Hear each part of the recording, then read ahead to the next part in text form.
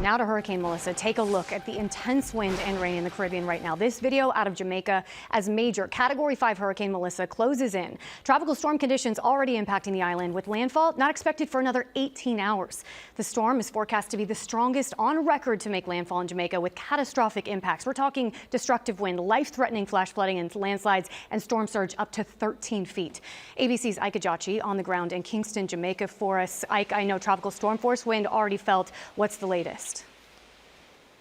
Yeah, Danny, you said it yourself. Right now, all the residents here in Jamaica, hundreds of thousands of people, are bracing for what could be the strongest storm to ever hit the island. Overnight, Melissa transformed into a powerful Category 5 storm, bringing winds up to 160 miles per hour. But take a look at this. This is the proverbial calm before the storm. The rain and the wind here, it's been intermittent, on and off, but that's expected to really pick up over the next several hours. But I got to tell you something. The time for evacuations, Danny, is completely over. Right now is the time for hunkering down, and businesses all over the island have been heeding that advice. Take a look at this right here. We have windows boarded up, sandbags surrounding this entire building, a scene we've seen all over through Jamaica. Now, residents are facing urgent warnings of catastrophic and life-threatening flooding. The island can see up to 30 inches of rain across southern Jamaica, with some local areas at risk for 40 inches, raising the risk of flash floods and landslides. Now, storm surges between 9 and 13 feet could devastate coastal communities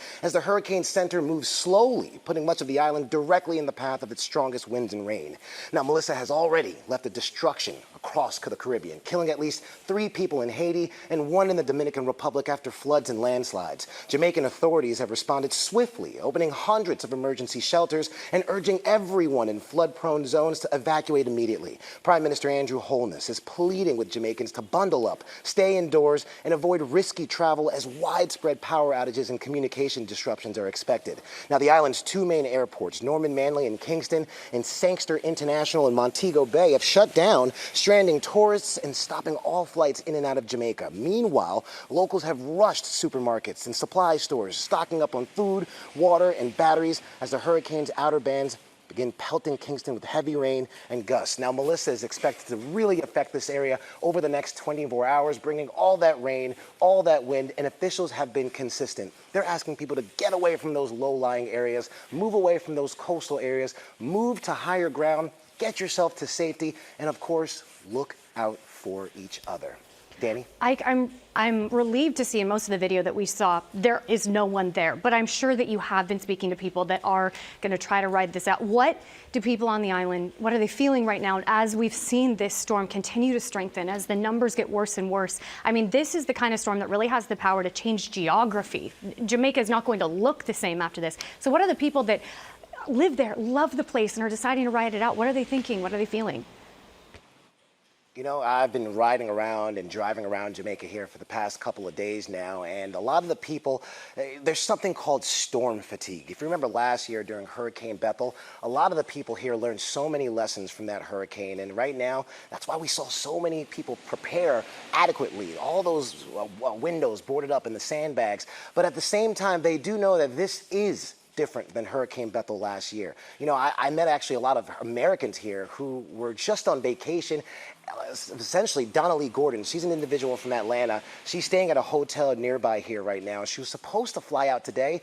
Now she can't even leave until at least Friday. But she told me that, you know, after being scared and shocked for that initial time, she's since calmed down and taken heed and listened to what the officials are saying. She's stocked up on water, stocked up on non-perishable foods, and she's been in contact with her family back in the United States, letting them know that she's safe and okay right now. But the thing that I do want to stress right now, although this is serious, although the residents here are, you know, a little heightened in terms of their sentiments toward this storm, it is important to note that everybody here in Jamaica, they are looking out for each other. There are so many members of the vulnerable population from last year who really couldn't help themselves get out of that storm. This year, the population here, they know exactly what to do in terms of helping those folks out, and that's something that's on the top of everyone's mind, Danny. Ike Ejiochi, thank you so much for that live report. From Jamaica, of course, we are watching this really closely. Max sustained wind, 160 miles per hour. Right now, the storm about 100 miles away from Jamaica, and that's important because the tropical storm force wind field is already impacting Jamaica. The hurricane force winds are about 30 miles outside of the center, so we haven't felt hurricane force wind yet, but that's expected to happen as we head into later today. That northern turn also expected to happen later today as Melissa crosses Jamaica and then heads toward Cuba. Let's talk about why this is so significant, right? Obviously, that wind is destructive, but we're looking at the northeast quadrant of the storm, which is always the strongest in a hurricane because you have all that wind pushing on the island. That's why we're seeing such a large part of the island with such significant storm surge expectations, 9 to 13 feet. All of this for hours. Then it moves so slowly, it has time to drop 30 plus inches. This is a mountainous region. That's going to create landslides, and just there are so many factors in this that make this such a destructive, such a dangerous situation. But then Melissa finally gets a move on, and that'll be out of the Caribbean as we head toward the middle of the week. I'll send it to you, Pedro.